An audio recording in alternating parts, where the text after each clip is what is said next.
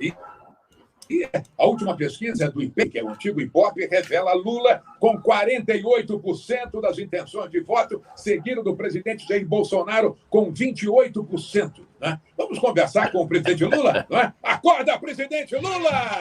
Show do Antônio Carlos.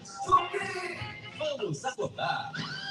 Presidente Lula, aqui é o Antônio Carlos, aqui na Rádio Tupi. Bom dia, Antônio Carlos. Bom dia, ouvinte do show do Antônio Carlos. Bom dia a todos os ouvintes da Super Rádio Tupi.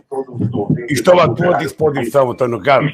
Se bem que é importante você dizer que eu ainda não decidi a minha candidatura, porque eu preciso demorar algum tempo ainda para decidir a minha candidatura.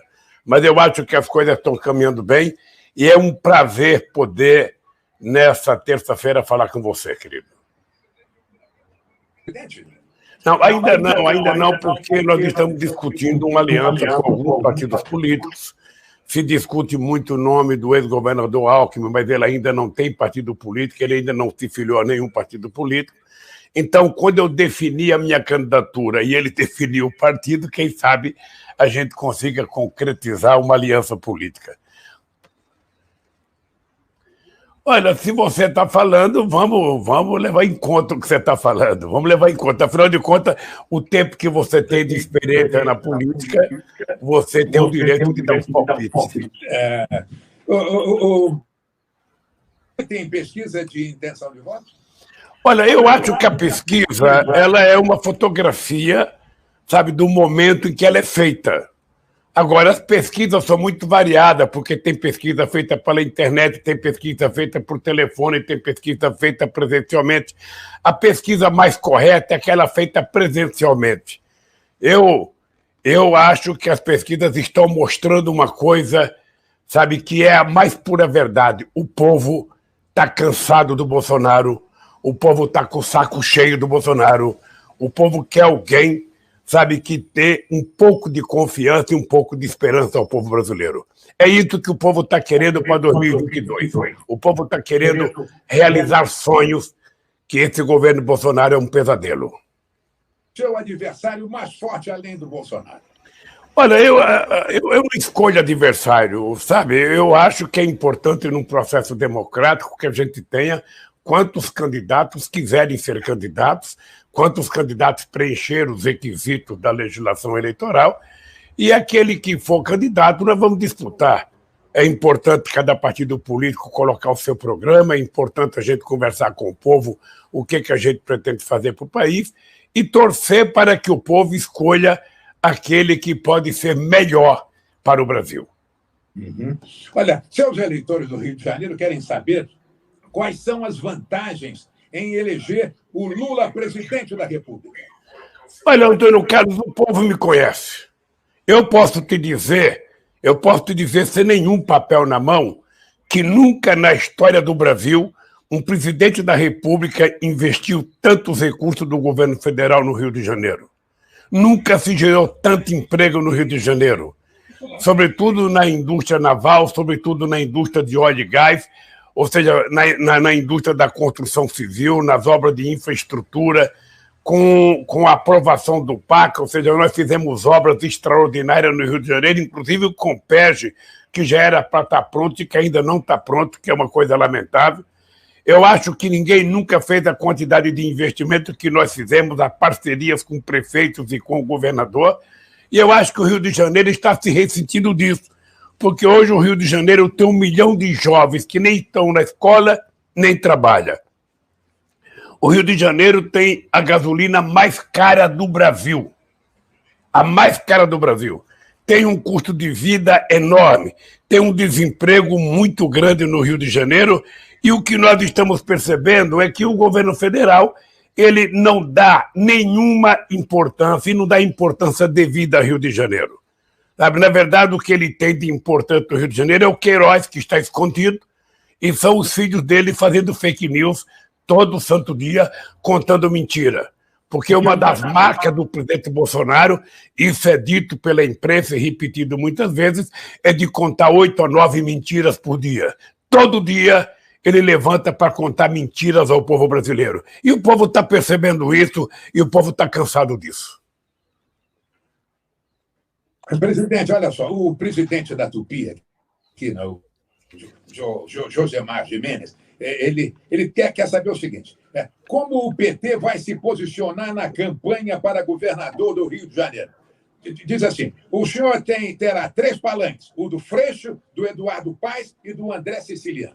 Olha, eu não sei quantos palanques eu vou ter no Rio de Janeiro, porque eu não sei quantos candidatos vão ter no Rio de Janeiro. O que eu sei é que o PT está numa posição de apoiar o Freixo, candidato a governador. O que eu sei é que o Eduardo Paes ainda não tinha definido se vai apoiar o Freixo, se tem outro candidato. O que eu sei é que o André Siciliano talvez seja candidato ao Senado, mas tem outros candidatos ao Senado, tem outros candidatos ao governo.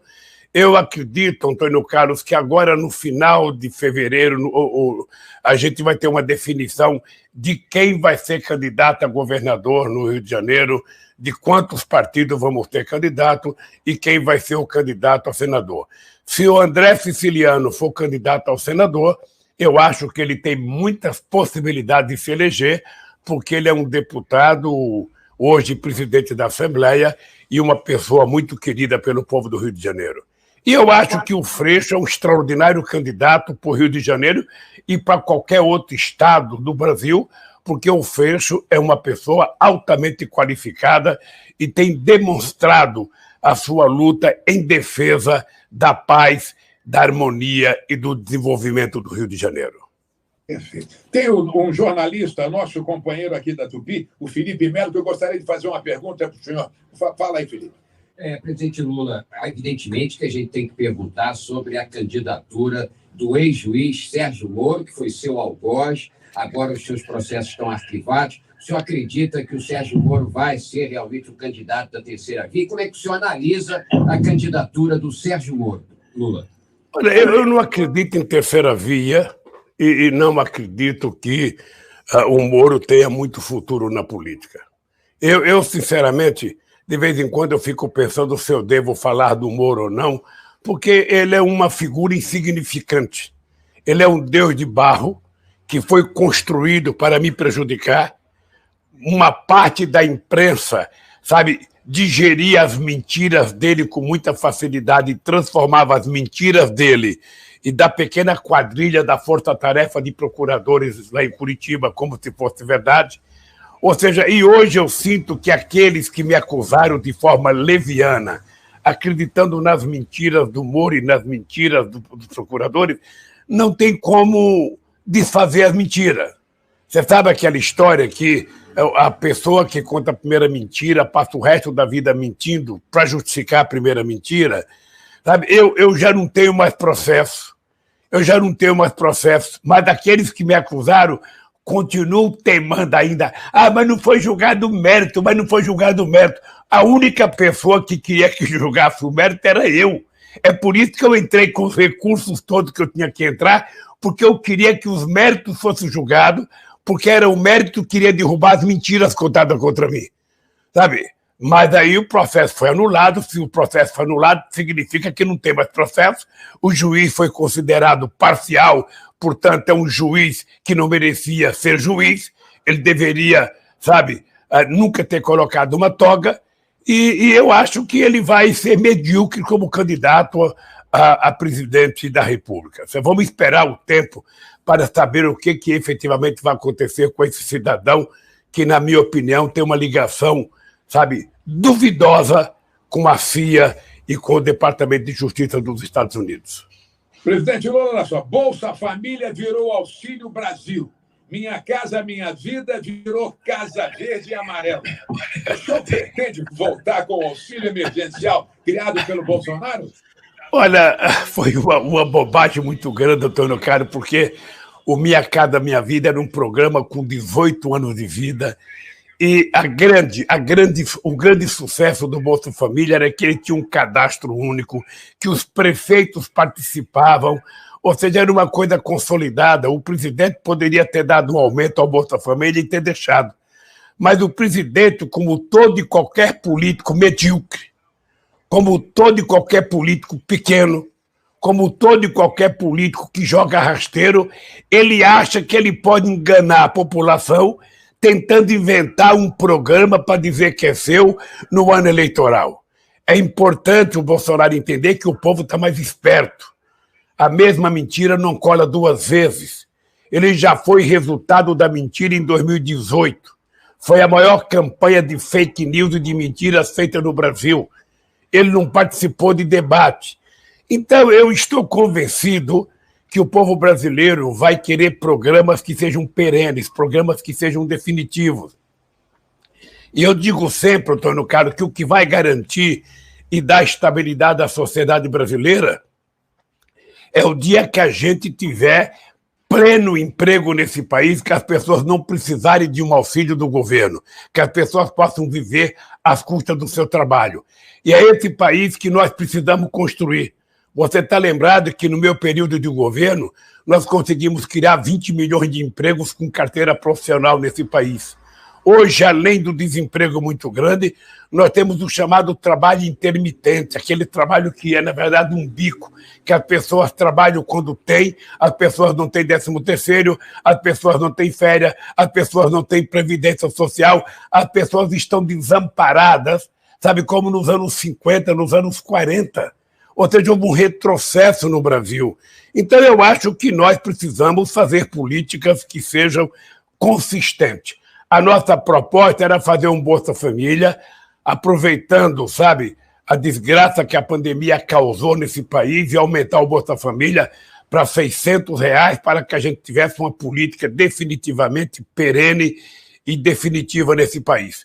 Vamos ver o que vai acontecer. Primeiro, eu não posso dizer o que eu vou fazer. Eu tenho que primeiro trabalhar, tentar ganhar as eleições, definir a minha candidatura e aí sim a gente vai dizer o que a gente vai fazer nesse país. O povo sabe o que nós somos capazes de fazer, porque é o melhor momento da história do Rio de Janeiro, de investimento em transporte, em tratamento de água, de esgoto, em tratamento de investimento em renovação do sistema ferroviário, de metrô, de ônibus, foi no governo do PT, além dos grandes investimentos em educação, além dos investimentos na Petrobras, além dos investimentos na indústria de óleo e gás, além na indústria da construção, da indústria naval, que tinha só 3 mil trabalhadores e que nós fizemos ela chegar a 82 mil trabalhadores. Esse rio produtivo, esse rio gerador de emprego, esse rio oferecedor de esperança e de oportunidades é o que nós queremos reconstruir no Rio de Janeiro, junto com o povo do Rio de Janeiro, Antônio Carlos. O nosso diretor-presidente aqui da Tupi, o José Margem, está perguntando o seguinte, ele diz assim, os hospitais e as escolas federais do Rio de Janeiro estão pedindo socorro. Qual o seu plano para retomar o prestígio dessas instituições federais? Fazer o que nós fizemos. Fazer o orçamento, ser responsável para dar garantia aos professores, aos especialistas, aos pesquisadores, sabe, a capacidade das universidades funcionar na sua plenitude. Universidade sem dinheiro, sem laboratório, sem capacidade de pesquisa não vale muita coisa. Então, o que nós vamos fazer é recompor o orçamento dessas universidades, fazer mais investimento em ciência e tecnologia, fazer mais investimento nas escolas técnicas, para que a gente possa ter uma parcela da sociedade altamente qualificada, porque o Brasil precisa definitivamente ser reindustrializado e vai ser reindustrializado, sabe, no outro tipo de indústria, quem sabe utilizando o potencial da internet para a gente criar novos tipos de empresa no Brasil e gerar empregos que possam gerar mais qualidade salarial para o povo trabalhador. Nosso companheiro aqui, o grande comunicador Clóvis Monteiro, está chegando aqui e gostaria de fazer uma pergunta. Clóvis Monteiro, faz a pergunta para o presidente, por favor.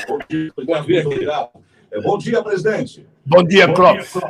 Presidente, duas questões para o público do Rio de Janeiro, que está aí, o Brasil, dizendo nas pesquisas que o senhor vai ser eleito se continuar com a perspectiva de hoje, diante do cenário dos candidatos que aí estão. O senhor está disparado em todas as pesquisas. Mas duas questões me incomodam com relação ao senhor. Tem um vídeo que o senhor garante, se eu voltar à presidência, eu vou regular a mídia.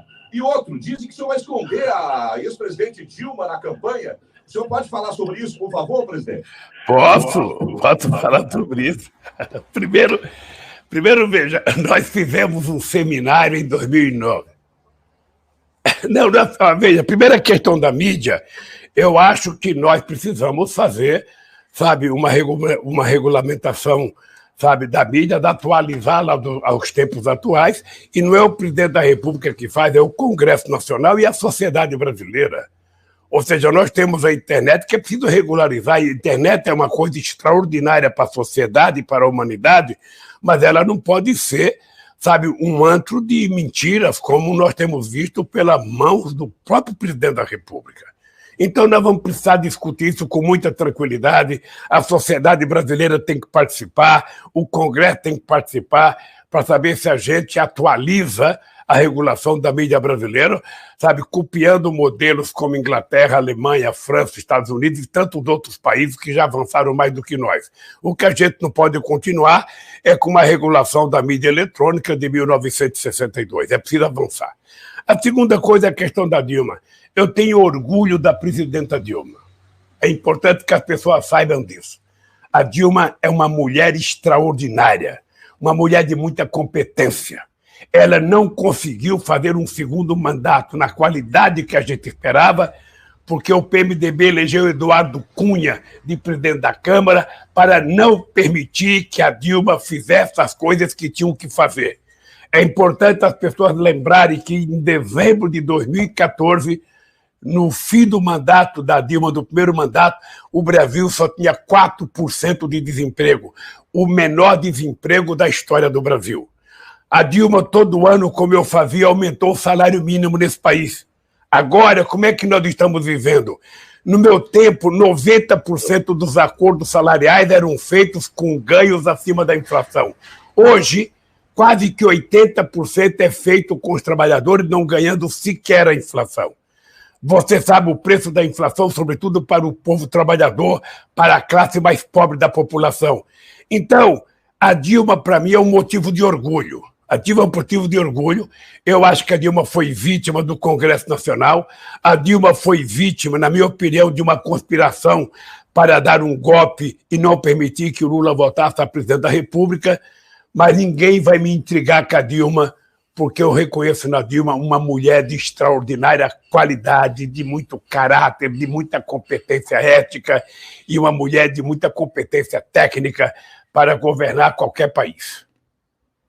Apareceu no senhor e sugerindo, então o senhor podia fazer uma homenagem à Dilma, chamando ela para ser vice na próxima eleição. Aí seria uma grande homenagem e faria justiça a tudo que ela Deixa eu lhe falar, é que uma campanha política não se dá assim. Não é tão simples assim. Uma campanha política, você precisa saber que a solução dos problemas do Brasil hoje e a gravidade do Brasil não passa pela solução de um único partido político. Passa pelo conjunto de forças políticas que existem no país.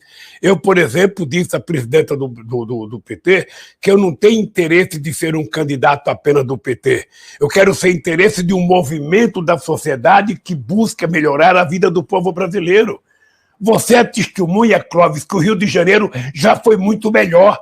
Você é testemunha da quantidade de empregos que nós geramos no Rio de Janeiro. Você é testemunha da quantidade de investimento nas universidades. Você é testemunha de que o Centro Novo do Rio, que está remodelado, faz parte de uma política do governo federal, junto com o governo estadual e com o governo municipal. Então, nós fizemos no Rio de Janeiro o mais importante investimento que um presidente da República já fez.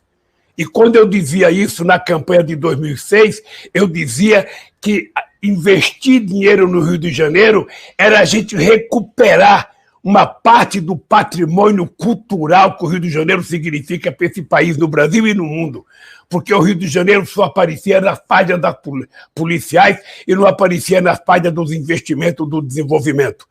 E eu tenho orgulho, porque nós levantamos a moral do Rio de Janeiro, lamentavelmente, depois deixaram a peteca cair e o Rio está afundado hoje com desemprego, com mais de 1 milhão de jovens desempregados sem estudar, sabe, com a inflação muito cara, com a gasolina, 8% o litro da gasolina, coisas que não podem continuar efetivamente. Por isso é que nós vamos mudar e eu tenho certeza que o povo do Rio de Janeiro vai tomar atitudes para mudar o Rio de Janeiro e recuperar a beleza, o prestígio e a qualidade de vida do Rio de Janeiro.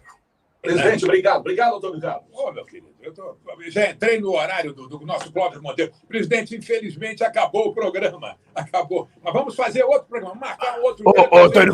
Antônio Carlos, você precisa promover uma reunião entre eu e a direção da Tupi e a gente convencer a direção da Tupi que agora, nessa época de campanha, o programa poderia ter pelo menos 1 hora, para que você pudesse fazer todas as perguntas que você quiser fazer, abrir o microfone para o povo fazer pergunta, para que a gente possa discutir.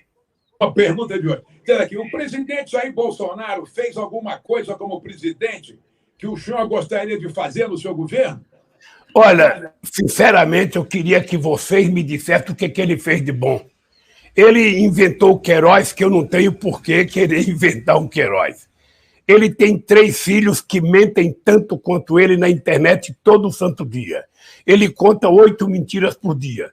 E todas as entrevistas de rádio que eu faço, eu pergunto para o jornalista que está me entrevistando se ele lembra alguma obra que o Bolsonaro fez. E ninguém lembra de obra porque o Bolsonaro não governa o Brasil. O Bolsonaro não governa o Brasil.